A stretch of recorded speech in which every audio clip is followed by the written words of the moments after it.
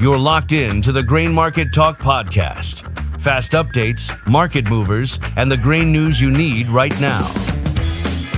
Trading commodity futures and options involves substantial risk of loss and is not suitable for all investors. All right, today is February 24th. I've got Pat back with us here today. How's it going, Pat? Good. How are you this afternoon, Mike? Not too bad. We're going to be talking about the grain markets here, so what better way to start off this conversation than the event we got going on tonight, Pat? We got the State of the Union. Just tell me what you're thinking about before the event tonight and what all that could mean for our ag markets. Did the USA hockey team make it home? They did to Miami. I don't know if they got out there. Are they going to be at the State of the Union speech tonight? They're supposed to, but I know they had a heck of a time in Miami last night too. So I don't know if the weather. Had a good time. Is that what we saw on social media? Maybe. I think so. Yeah. Cade, don't show any pictures. Yeah, that's right. Yeah, I'm not sure if that's the most important point of the State of the Union or not. It might be. Yeah, when this is all we may said hope it done. is. Yeah, that's right. Who knows where this guy is headed next, right? In terms of what he would like to believe is most important this week. But it is an important occasion for our country, right? Mm-hmm. The executive branch's opportunity to report to the legislative branch and judicial and everyone else in terms of the State of the Union. So President Trump will make it entertaining. I mean, unless he's on, some sort of a kick about getting beef prices lower or something like that, or I would expect, at some point in the speech tonight that he applauds, the Mexican government for their efforts, and I think we can talk about that a little bit. I think that was one of the driving forces behind some of the tension between U.S. and Mexico, especially as it leads up to the USMCA negotiations this summer, was Trump's request for help as it relates to drug trafficking and those sorts of things. And so it'll be interesting to see what his response is there. But, as it relates to Mexico and those folks being one of our most important trading partners, perhaps there's, if you feel a little bit better from a corn farmer's perspective about us being able to maintain, engage, improve relations with them long term. In the short run, right, there's some challenges for sure as it relates to economic activity down there and unrest and those sorts of things. And so we'll see, where he decides to go with different topics tonight. But, that uncertainty can create a little volatility here, and we'll see what happens. Especially when I look at the soybean market, we are $1 higher today on March soybeans than we were on January 14th at the low on March soybeans. So we put on a significant rally ahead of this. Donald Trump, obviously, we don't know what he's going to say or the implications of it, but before the meeting, we've rallied a lot on soybeans. And especially in the last few trading sessions, it's been really interesting in soybeans to just watch. Overnight, we've been opening quite a bit weaker through the morning session, trading quite a bit higher, green through the trading session, and then closing out pretty close to unchanged on the day. So we've had some pretty crazy trading ranges on soybeans lately without really getting a whole lot of result out of it lately. Very choppy. So I'm just curious on the direction from here after tonight, if that has implications, etc. Well, perhaps as we're talking about the soybean complex, it's appropriate to broaden this discussion out a little bit. I mean, that dollar that we put on old crop soybeans in the last month or so would be largely attributed to traders fixated on a domestic balance sheet that has the potential to tighten up here if we're able to maintain our export volume to other countries, and if we're able to layer on top of that some improved Chinese trade. Two pretty big ifs, and then after all of that, it still doesn't really materially alter the global balance sheet, which is quite comfortable today. Yeah. And so I know that our team has been working pretty hard, and with our producers and trying to figure out some good ways to take advantage of this old crop bean rally, and I think that's about all a person can say about it, right? If there's an urgency to anything that we're talking about right now, it's old crop soybeans. Seems like a reasonable thing to be concerned about, especially after we put this buck on. And I mean, we're there's not a lot going on in South America as it relates to weather concerns at this point, right, Mike? Not a whole lot. Argentina weather conditions have been dropping for quite some time. And now this last week, we finally got a little bit of a bump up. So a little bit of change there recently, but not really market driven at this point. It seems like there's other factors that are influencing the soybean market, probably a little bit bigger at this point. As long as we're talking about weather, we've had some we've been kind of floating around some U.S. drought monitor maps here the last couple of weeks, and none of us are going to get incredibly concerned at all about dry weather in February, especially, frankly, in the central part of the belt. We probably welcome it, right? Yep. Just in terms of some drier forecast here coming up as well. But I a year ago at this time, Mike, one of our major talking points was a western corn belt that was trending drier, and just the observation as we wrap up the month of February a year ago with, well, you know what? There's only been one time in the last 50 years where we haven't taken out the February highs at some point during the growing season, right? Prices are higher in the summer than they are in the winter. That's all we're saying, right?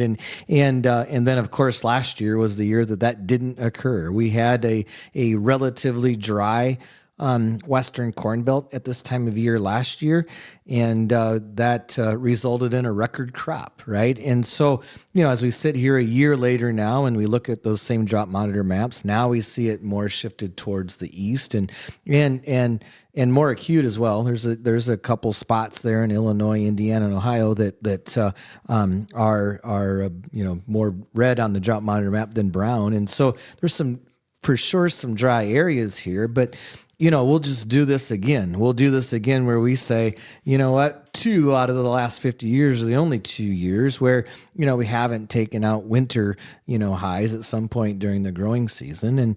And so, I just sort of pivot to that topic as we're talking a little bit about South America weather and just say, look, we're kind of on a 3-year run here, right? Where it doesn't really matter which hemisphere we're talking about, which crop that we're talking about. We're on a 3-year run here of trend to above trend crops. China, Russia, South America, United States, really kind of all the way through here. And there's not too many times in our careers where we've been able to say that, right? And that doesn't mean that we're going to have some significant weather issues this summer, but it does mean that it's worth considering. And from a row crop producer's perspective, while we've been on a 3-year run here or so of a challenging margin environment, for the reasons just described, right?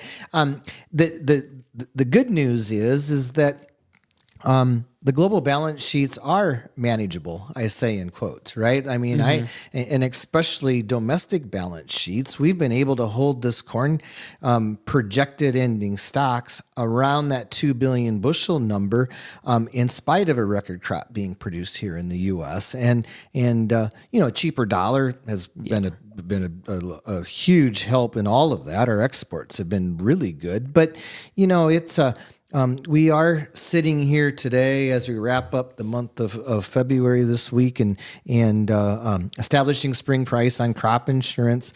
We've got a lackluster market in the sense that we haven't seen an incredible amount of volatility. But we did get a nice little rally here. The spring price that's going to get printed after this week for corn is going to be a little bit higher than what we would have budgeted a couple months ago. And so that's a nice opportunity for us. Mike, we've been working on some and been received really well as we interact with our clients as it relates to a real nice combination of this year's crop insurance opportunities. They're subsidized differently this year than they were last year, especially when you start to consider those those coverages above baseline.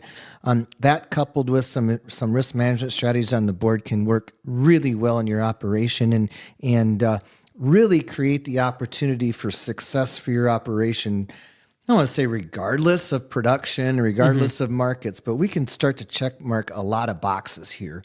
And this is the perfect time of year to be doing that. It's the perfect time of year to be sitting down with your risk management consultant and making the right combination of decisions to position yourself for success as we get closer to the beginning of this growing season. And so, we sure would like to use this podcast just to throw it all out there for you. But it'd be better is for you to give us a call and allow for the opportunity for us to work through that and talk through those solutions that make the most sense for your business. And the middle of March is coming up fast, so we're going to be forced into a position here soon, no matter what we do, Pat. So it's good to force all that into one bucket. Look at your marketing, crop insurance, all those decisions in one bucket. Break it down, see what it does for your business. Some other things interesting wise I've been following lately here. We don't get to talk about the wheat market a lot, but you mentioned drought and funds, some things like that. I thought it was interesting because soybeans are building a pretty sizable net long position lately, and that's on data that we would argue is they're jumping ahead a little bit here, right? Like, is China really going to buy another 8 million metric tons? They seem to be getting ahead of themselves. Another market that it seems like it's about time would be the wheat market. You talked about dryness in the Western Corn Belt, especially in the South. Yeah. And with that lack of moisture and now some pretty cold temperatures, that winter kill, they call it, is pretty substantial on the winter wheat. So that's really scared the funds out of some of their short positions they've held on to seemingly forever at this point, Pat. So it seems like in the last month, we've transitioned to, we just put on 80 cents on the wheat market here over the past month. It seems like the funds really want to buy the grains here real recently, as long as they're given a little bit of a reason too. Wheat, it's a little bit easier to back into, like, okay, we've had good exports, you got a little weather problem, we were really short, makes sense. Mm-hmm. The soybeans, it was probably a little bit more of an aggressive stance that they've taken lately. So those are a few of the things I've been watching just in the row crop industry that, just as an observation, going into the spring here, especially late, some of the volatility is picking up. We have some key dates coming up ahead of us, key decisions we'll have to make as well. So just a few things to keep in mind for all of our decisions, I guess.